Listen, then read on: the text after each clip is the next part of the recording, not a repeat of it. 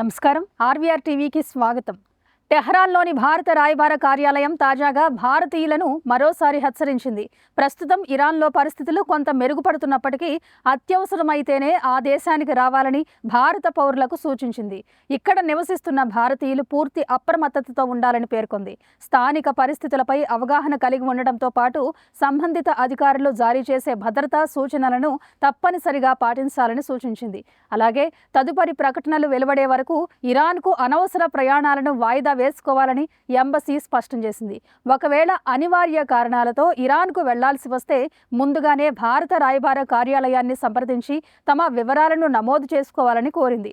Embassy అధికారిక website, social media ఖాతాలను ఎప్పటికప్పుడు పరిశీలిస్తూ తాజా సమాచారాన్ని తెలుసుకోవాలని సూచించింది. అమెరికా, ఇరాన్ మధ్య యుద్ధ విరమణ ప్రక్రియ పూర్తయినప్పటికీ ముఖ్యంగా హర్మూజ్ జలసంధి నిర్వహణ, అణు కేంద్రాల తనిఖీల అంశాలు వివాదాస్పదంగా మారాయి. మరోవైపు హర్మూజ్ జలసంధిని మూసివేశామని టెహ్రాన్ ప్రకటిస్తుండగా అది సాధారణంగానే తెరిచి ఉందని అమెరికా చెబుతోంది. ఈ పరస్పర విరుద్ధ ప్రకటనలతో పశ్చిమాసియాలో పరిస్థితులు పూర్తిగా సాధారణ స్థితికి చేరలేదనే అభిప్రాయాలు వ్యక్తమవుతున్నాయి. దీంతో ఆ ప్రాంతంలో ఎప్పుడు ఎలాంటి పరిణామాలు చోటు చేసుకుంటాయో అన్న అనిశ్చితి ఇంకా కొనసాగుతోంది. ఇలాంటి కరెంట్ అప్డేట్స్ కోసం చూస్తూనే ఉండండి మన ఆర్వీఆర్ టీవీ. లైక్ చేయండి, షేర్ చేయండి, సబ్స్క్రైబ్ చేయండి.